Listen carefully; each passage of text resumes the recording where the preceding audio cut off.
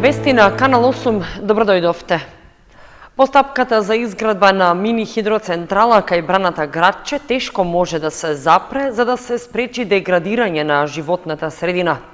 Од општина Кочани побарале и мислење од второстепената комисија за жалби, но според градоначалникот Илиев добиен е одговор според кој инвеститорот ќе може да ја продолжи инвестицијата. Прашањето за изградба на малата хидроцентрала во близина на браната Градче е скоро завршена работа. Практично пропаднаа обидите да се запрат започнатите административно-технички работи и активностите на терен би можеле да стартуваат.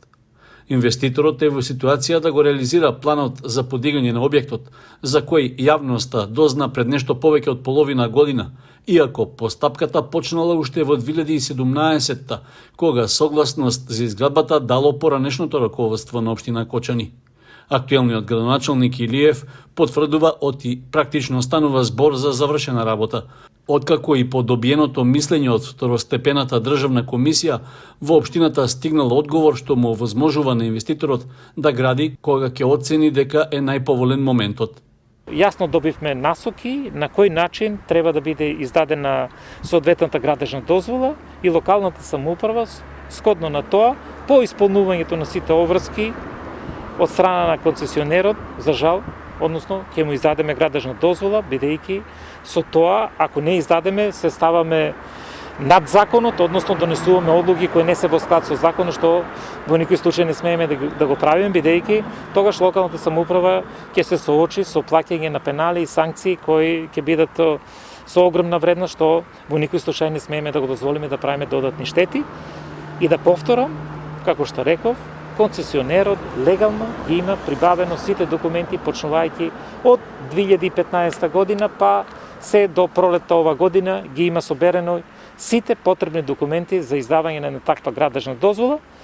Како што реков, прашање на моментот кога тој ќе ги исполни сите законски обврски што се предвидени со законот, а тогаш локалната самоуправа ќе мора да го направи тој чекор да го подпише одобрението за отпочнување на градба на оваа мала хидроцентрала.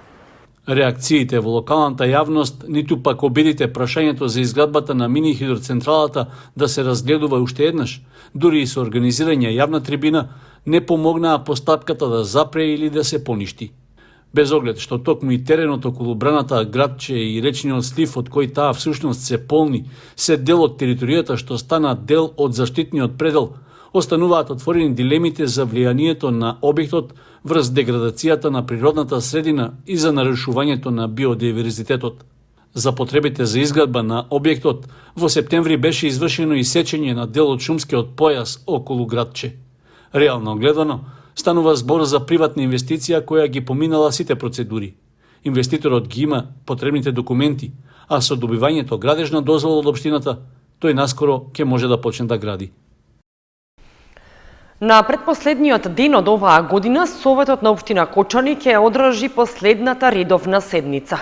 Ќе има 10 точки на дневниот ред, меѓу кои е и предлог буџетот за предстојниот едногодишен период. Советот на општина Кочани в среда ќе го има последното состанување за оваа година во рамки на редовната 50-та седница. По неколку месеци, советниците повторно ќе бидат физички заедно, откако поради ковид кризата изминатите неколку седници ги одржуваа онлайн. Според најавите од општинската администрација, последната овогодишна седница ќе се одржи во салата на реконструираниот мултикултурен центар. На дневниот ред пред советниците ќе се најдат 11 точки, кои главно содржат предлог планови и програми за работа. Меѓу нив е и планскиот документ за активностите на комуналното предпријатие Водовод за наредната година, давањето согласност на одлуката за промена, односно намалување на цената на метар кубен геотермална вода, како и предлог програмата за контрола на бездомните куќиња.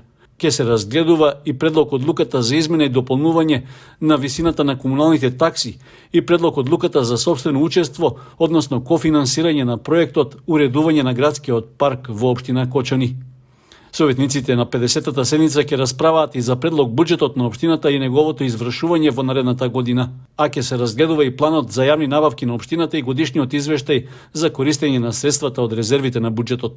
На крајот од 50-та седница на Советот на општина Кочани се очекува градоначалникот Илиев да има своја обраќање по повод работењето на локалната самоуправа во текот на изминатиот едногодишен период. Институтот за земјотресно инженерство и климатски промени околу Пладне регистрираше земјотрес меѓу Штип и Кочани, но не е поврзан со оние во Хрватска. Истиот бил со јачина од 3,1 степен според Рихтер. Земјотрес со јачина од 3,1 степен според Рихтер бил регистриран во 12 часот и 34 минути. Потресот е регистриран меѓу Штип и Кочани, поточно во делот на Карбинци. Според Михаил Гаревски, директор на Институтот за земјотресно инженерство и климатски промени, Македонија припаѓа на друго епицентрално подречје и кај нас земјотресите кои ја погодија Хрватска не се почувствувани.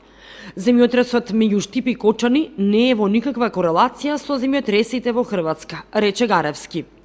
Земјотреси ја тресат Хрватска од вчера, но најсилниот со разорна моќ бил денес во 12 часот и 19 минути со магнитуда од 6,4 степени според Рихтер, со епицентар на 2 километри од Петриња, а бил почувствуван во целиот регион. Спортското риболовно здружение Кочански рибар го реализираше петото и последно порибување на акумулацијата Градче за оваа година. Во водите на браната беа пуштени околу 200 килограми попадика и клен, набавени со сопствени средства.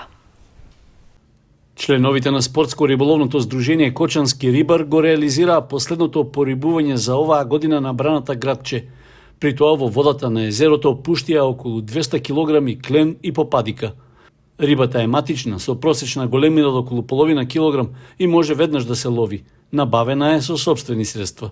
Присуствуваме едно значајно порибување. Може да кажеме едно од порибувањата кои што ги имавме у теку на годината, пред се повеќе тоа беше со краб.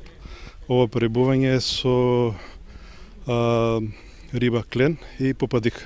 Значи тоа се риби кои што за жал на нашата брана поодамна ги беше нема, односно многу мала количина, така да едно вакво порибување веруваме дека рибниот фонд на тој вид на риба ќе се зголеме. Уедно ќе биде и поатрактивно место веќе самата наша акумулација за оние кои што оние љубители кои што сакат да риболоват ваков тип на риба. Колку килограми од попадика, колку клен? Па некаде се укупно од прилика некаде 200 кг. Мислам дека да, од прилика толку убави парчиња. Веруваме дека генерално и самата големина на рибата е веќе матична. Веруваме дека периодот кој што ќе иде за мрест значително ќе допринесе и рибниот фонд уште повеќе да се зголеме. За период од околу 4 години, колку што спортско риболовното здружение Кочански рибар ја има концесијата на акумулацијата Градче, извршени се 15 на порибувања. При тоа во езерото се пуштени над 2 тона подмладок и крупна риба, главно од краб и дел од други видови на риби. Со оглед што риболовната сезона е во тек, спортските риболовци со регуларна дозвола можат да ловат на браната Градче. При тоа треба да се почитуваат законските одредби, односно дозволено е да се земе само едно парче риба дневно со тежина до 3 килограми и должина не помало од 40 сантиметри.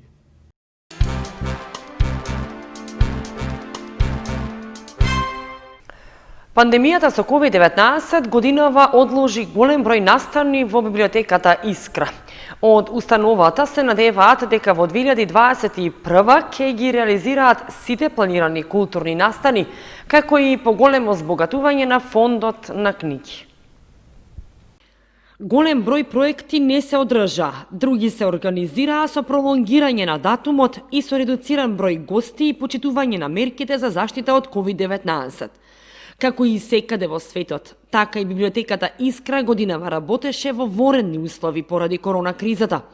Значајни културни манифестации, како младинската поетска средба, напреворот млади библиотекари, саемот на книгата и други не се одржаа заради пандемијата. Директорот на установата Коце Стоименов истакна дека во новата 2021 година се надеваат дека ќе бидат послободни во организацијата, не само во настаните, туку и во се друго што е работа на оваа јавна културна установа, со оглед на тоа што ќе го добијат и мултикултурниот центар на располагање за одржување настани и промоции или изложби. Сакаме на полето на лесен достап на нашите услуги до читателите, а тоа ќе настојуваме да биде преку дигиталната библиотека. Значи некаде планираме првата четвртина на 2021 веќе да одредени материјали да бидат ставени на нашата веб страница. Планираме да одржиме повеќе настани поврзани со меѓународната соработка, значи пред се и нација тука сакаме да дадеме повеќе акцент за разлика од претходните години. Тоа ќе биде настани на полето на книжевноста, на полето на библиотекарството, сакаме да воспоставиме соработка со некои библиотеки од соседните држави. Сакаме да пружиме на нашите корисници, на нашите услуги малку по-добри услуги, а тоа ќе го направиме со зафат во санирање на одредени наши делови од објектот. А тоа пред се ќе биде приземјето, кој сакаме да едноставно да го прилагодиме не само за љубителот на книгата, но и за љубителот на ликовните творби. Стоименов рече дека Кочанската библиотека е една од најдобрите во регионот во однос на збогатување на библиотечниот фонд со околу 2000 нови наслови годишно или 3500 примероци. Така е планот и во новата 2021 година, кога се планира и промоција на филмот, работен врз основа на литературни дела пред се македонските. Тој додаде дека планот е 2021 година да ја прогласат како година на македонскиот роман, со настојување и поголема промоција на македонскиот роман, бидејќи заслужува да биде прочитан. Изучување на основните чекори на латинотанците е целта на новоформираната група во Energy Fit клубот за изучување на латино музиката и танците. Групата почна да функционира неодамна, а со новогодишна забава клубот заокружи уште една успешна година. Новогодишна латино забава организираше Energy Fit клубот во Кочани, со кој раководи латино и зумба инструкторот Ангела Серафимова. Таа неколку години работи со одржување часови по зумба и фитнес, но на барање на членовите на клубот, пред неколку месеци проработи и латино група за изучување на латино танци.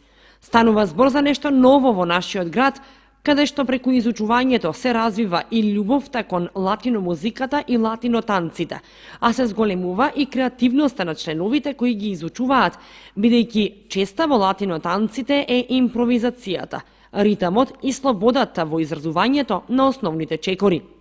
Во новиот латино клуб во Кочани се изучуваат повеќе видови латино танци, меѓу кои и најпознатите бачата, салса и ча-ча-ча.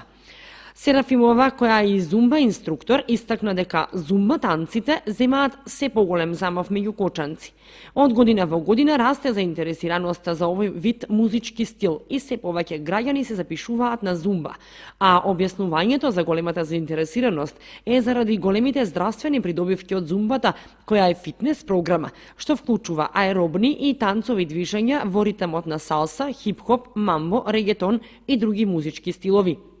Со новогодишна забава Energy Fit клубот заокружи уште една плодна и успешна година, со надеж дека 2021 ќе биде уште подобра и ќе помине здравствената криза со COVID-19. Инаку зумба и латино членовите секогаш се присутни на други активности, повеќе настапи на хуманитарни концерти, а Серафимова како инструктор често посетува семинари и обуки во Скопје заради нејзино надоградување и пренесување на искуството на членовите кои посетуваат часови.